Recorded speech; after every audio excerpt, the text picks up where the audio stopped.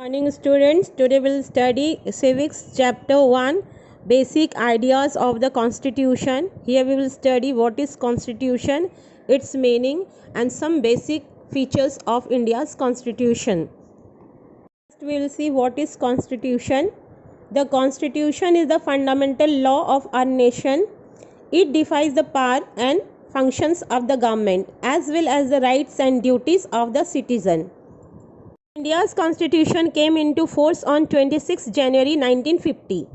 India's constitution was framed by the Constituent Assembly, a body of the people, representatives. India is a democracy as its government is run by representatives elected by the people.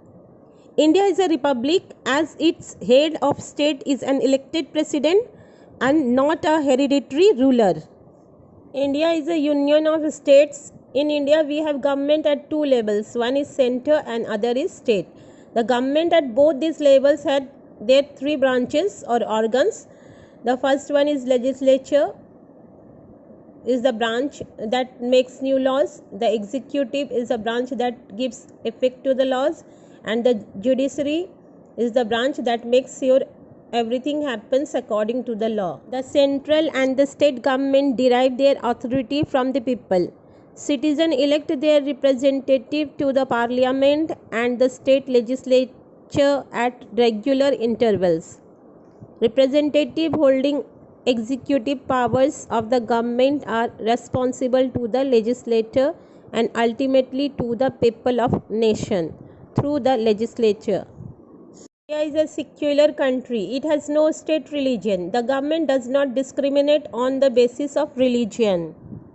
The state support and provide equal status to all religions in our country. The Constitution of India provides for a parliamentary system of government that is adopted both at the centre and state level. The law-making body of the central government is called the parliament. At the state level, such as assembly, is called the legislature.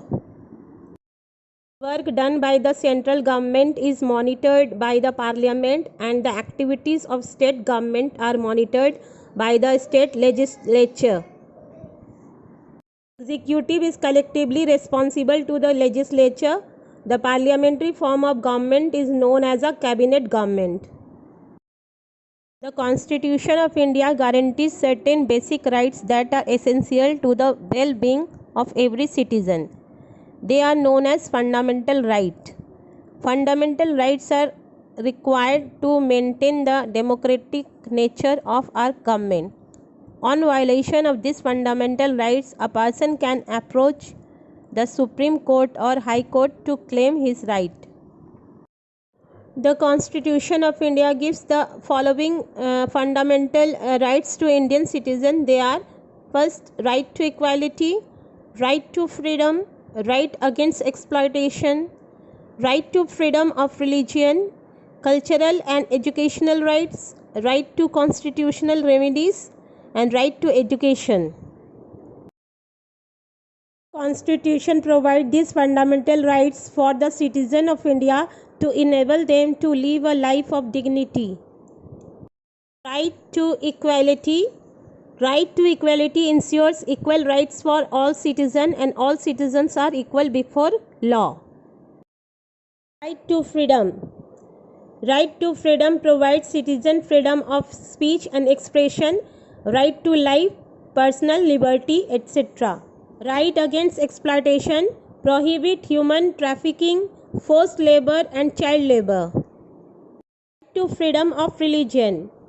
Right to freedom of religion guarantees all citizens the right to profess, practice and publicize the religion of their choice. Cultural and educational rights.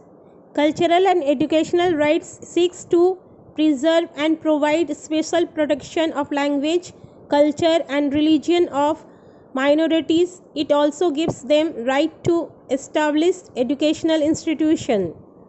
Right to constitutional remedies. The right to constitutional remedies enables a citizen to go to a court if his or her fundamental rights are violated. Right to education. Children aged between 6 to 14 years have the right to get free education according to law made by the government.